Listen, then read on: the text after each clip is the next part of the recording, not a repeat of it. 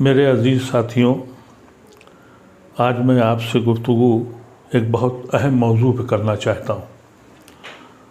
2024 का इलेक्शन जो है, ये हिंदुस्तान की तारीख़ का सबसे अहम और सबसे मुश्किल इलेक्शन होने जा रहा है। 1952 के इलेक्शन के बाद मैं समझता हूँ ये 24 का इलेक्शन है जो इस हिंदुस्तान की तारीख़ लिखेगा।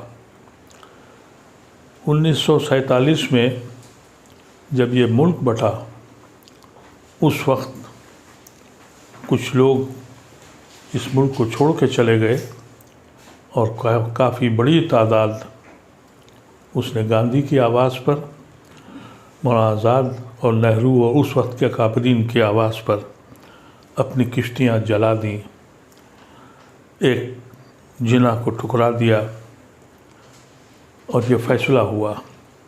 जो कैफियत 1947 में मुसलमानों की थी, आज 2024 में हम वहीं खड़े हैं। उस वक्त के काबरीन ने एक राय दी कि भाई तुम यहाँ आके रहो, हम साझी विरासत में रहेंगे। सन 52 का जो पहला इलेक्शन हुआ, नेहरू ने रेफरेंडम लिया कि इस मुल्क में सेकुलर हुकूमत रहेगी या हिंदू स्टेट बनेगी। उस वक्त की आवाम ने यह फ़ैसला किया और हिंदुस्तान के मुसलमानों को भी मसर्रत हुई कि उनका फ़ैसला सही था। हम मुसलमानों ने चाँद और सितारों की तमन्ना नहीं की थी, हमने सिर्फ यही चाहा था कि हम इज़्ज़त के साथ अपने भाइयों के साथ रहें। पिछले 10 साल से जो कुछ हो रहा है, उससे इस मुल्क का किसान हो, मज़दूर हो और कारीगर हो, हर तबका फ़िक्रमंद और परेशान है। और बिलख़ुसूस मुसलमानों के लिए अब फ़ैसला करना है कि उनकी ज़िंदगी कैसे गुज़रेगी। आपको इसमें एक हक़ाइक़ बताना चाहता हूँ। हमारी बर्बादी के बायस में हम खुद शरीक हैं। अगर आप हिंदुस्तान के तज़किया करिए तो 84 पार्लियामेंट्री सीटें ऐसी हैं जहां मुसलमान जिता सकता है या हरा सकता है। उसमें से 72 सीटें बीजेपी के पास हैं। 80% स्ट्राइक रेट बीजेपी का मुस्लिम कॉन्स्टिट्यूंसीज़ में है। किसको इल्ज़ाम दें? कभी सोचा है आपने? उसके बाद दूसरी स्ट्राइक रेट बीजेपी की उन स्टेट सीटों पर है जो रिज़र्व सीटें हैं। तो आज भी एक तबका है गैर मुस्लिमों का जो आपके साथ खड़ा है। ये जो गठबंधन हुआ, उसकी वजह से हमारे पास सिर्फ 2 ऑप्शन रह गए। एक ऑप्शन ये है कि अगर हमें इस मुल्क को बचाना है और इस मुल्क से हमारा ताल्लुक़ यहाँ के आइन और संविधान से है, एक तबका खड़ा हुआ है कि हम संविधान बना बचाएंगे और दूसरा तबका ये कहता है कि हम संविधान बदलेंगे। इसमें हमारा क्या रोल है, इसको सोचने की ज़रूरत है। आजकल तरह तरीक़े की चीज़ें आ रही हैं।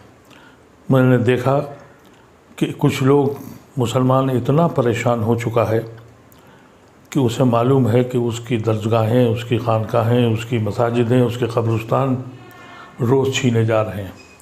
यहाँ तक कि कोर्ट अब ये भी कह रहा है कि आप मदरसा बंद कर दीजिए। सेकुलर मुल्क है और ये ऐसा सेकुलर मुल्क है जहाँ पार्लियामेंट का इफ्तिताह होता है तो हवन किया जाता है। यहाँ शिव मंदिर जितने हैं वहाँ पढ़ाई की जाती है।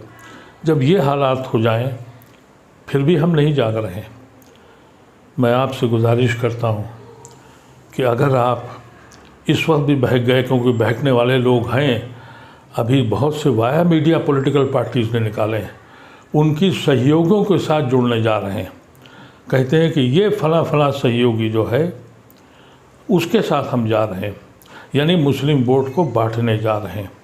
ये बात कब आपकी समझ में आएगी कि वो इलाके जहां आप जिता सकते हैं और हरा सकते हैं।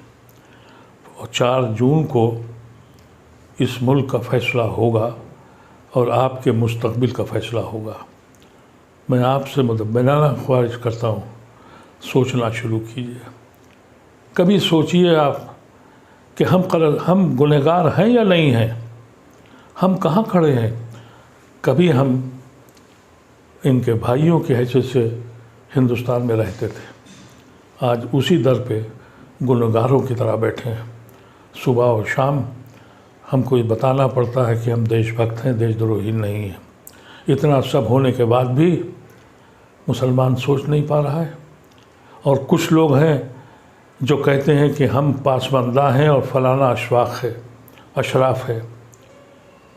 जाके देखिए उन अशराफ की कोठियों को और उनकी हवेलियों को, जो जिन खंडरात में अब कबूतर के बसेरे हो रहे हैं। ये कभी देखा आपने? हुकूकत यह है कि पूरी मुस्लिम कौम पासमानदा है। अल्लाह तबारक व तआला मेरी ज़बान में इतना असर दे कि आपको दिलों में फैला सके। मेरे पास वो ज़बान नहीं है, मेरे पास वो कलम नहीं है जो आपको सोचने के लिए मजबूर करे। अगर आपने इस बार भी यही किया, अगर आप 5 सीटें भी कम, वोट भी कम कर सकते हैं, तो यकीन कीजिए कि आप मिल्लत पर और हिंदुस्तान पर एहसान करने जा रहे हैं। हमारा ताल्लुक़ इस मुल्क में हिंदुस्तान से सिर्फ़ आइन के साथ है। अगर आइन छीन गया, और जो छीना जा रहा है और एलानिया कहा जा रहा है, फिर भी समझ में नहीं आ रहा है। फिर भी कुछ लोग कहते ये हैं कि फलाने का वोट है, फलाने का वोट है। इस वक्त हमारे पास सिर्फ 2 ही ऑप्शन है।